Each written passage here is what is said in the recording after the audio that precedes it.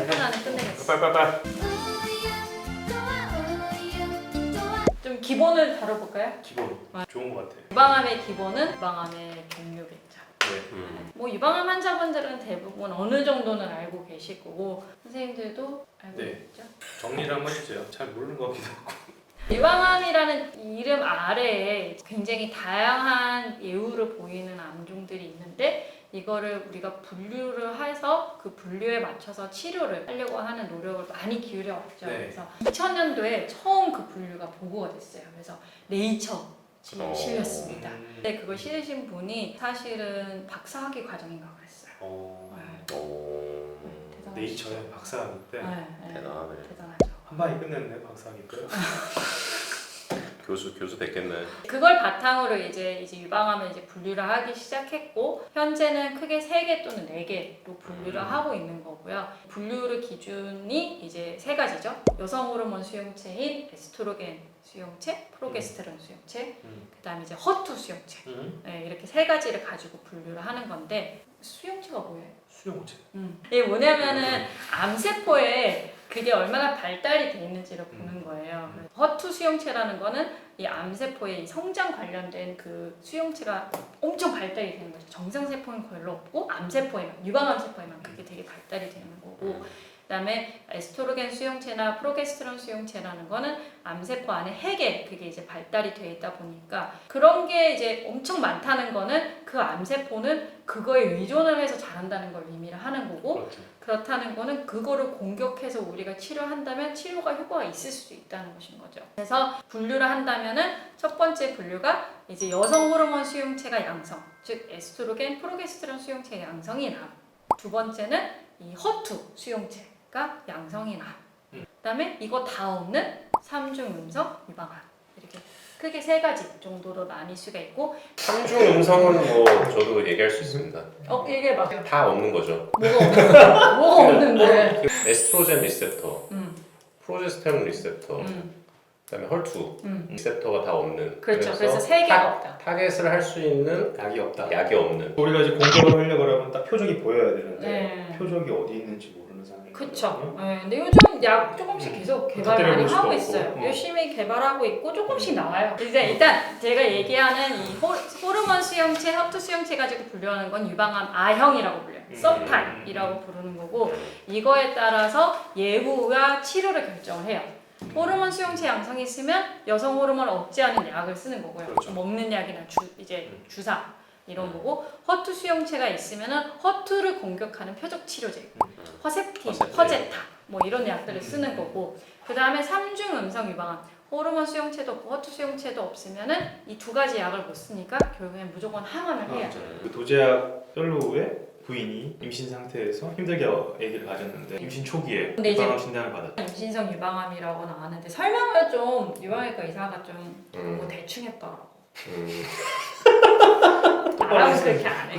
그러니까 아니 트리플 네거티브라고 하면 어떡해. 트리플 네거티브라고 환자분의 암의 특성을 고려하면 선행 항암이라고 해서 항암 치료로 종양의 사이즈를 좀 줄이고 그다음에 허투 수용체 때 표적 치료제를 쓴다고 했는데 이 표적 치료제만 쓰고 항암을 안 했으면 좋겠지만은 그 어떤 연구를 해도 결국엔 항암을 같이 써야지 효과가 좋다고 돼 있어서 허투 수용체 있으면 항암. 지금 3개, 4개 타입이라 얘기하는 거에 대한 항암제는 비슷하게 들어가요. 그러면? 항암제는 거의 비슷해요. 거의 비슷하게 들어간다.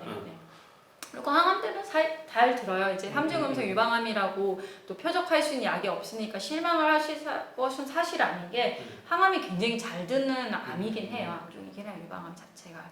근데 이제 이거 말고 이제 이 조직학적으로 이 현미경으로 봤을 때 세포의 모양을 보는 거거든요. 그래서 크게 관암, 소여암 이렇게 좀 나눌 수가 있고 관암이라는 거는 유관, 모유가 흐르는 그 관에서 생기는 기원이 됐다는 거고 소여암이라는 건 모유가 만들어지는 물주머니의 소엽에서 생긴다는 거죠. 인플라모토리, 염증성 유방암은 좀 특징적인 질병의 하나의 부분이에요. 유방암이 생겼는데 염증처럼 유방암이 생기는 거예요.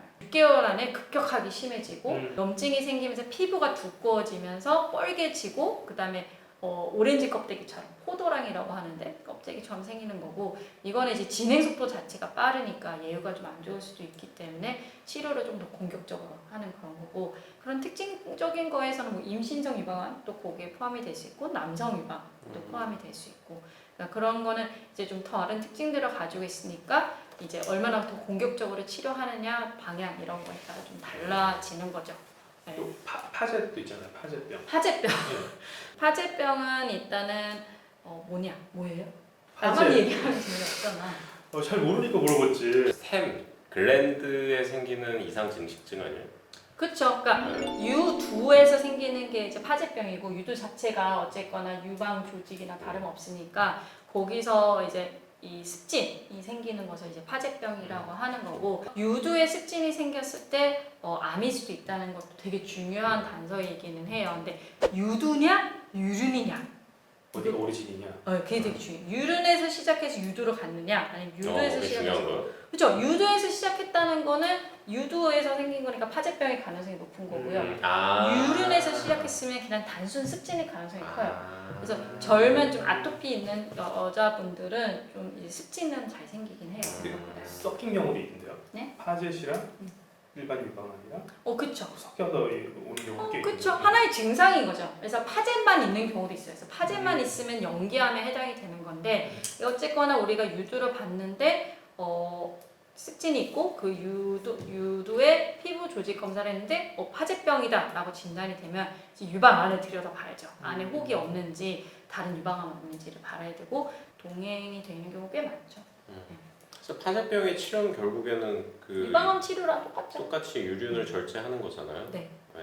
유륜을 절제하고 유방 전체를 다 절제할 필요까지는 없지 않나요? 유방은 싹 깨끗하고 딱 유두에만 파질 수 있으면 유두만 떼면 되죠. 네. 오늘의 이야기는 사실 유방암 아형을 이제 얘기하려는 게 셋다. 네. 아제까지 갔어. 했어. 그래서 아형을 얘기해 드리려던 거고 그 아형에 따라서 치료가 이제 결정이 되는 것인 거고 하는 거고 반면에 상피내암 있죠. 네. 상피내암, 제자리암, 연기암 다 같은 말인 건데 여기서는 저희가 그렇게 아형을 많이 따지지는 않아요. 사실. 그건 왜 그러죠? 치료가 달라지지 않으니까요. 달라질 거라고는 호르몬 수용체가 있냐 없느냐에 따라서 여성 호르몬 억제하는 약을 쓰냐 안 쓰냐 정도의 차이인 거고 허투나 이런 거는 많이 보지는 않죠. 그다음에 뭐 재발률이 높지 않으니까 그런 재발까지 이제 크게 고려할 필요가 없는 그런 부분인 거죠.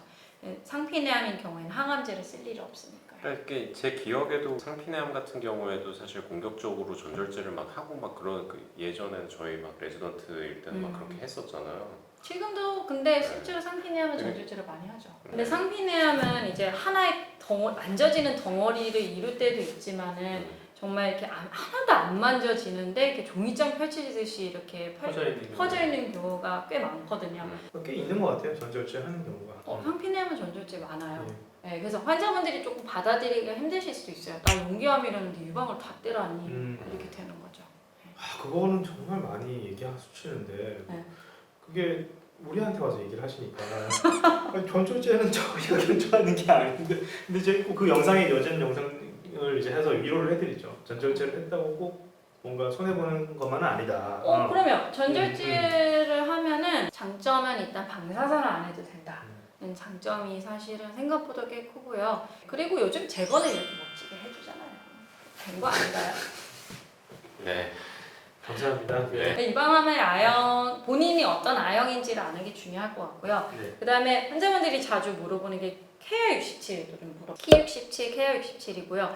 이거는 이 세포들이 자라는 속도를 보여주는 활성화되어 있는 인자를 보여주는 건데 이거는 이제 약간 병원과 병리과마다 조금 기준들이 많이 달라져요.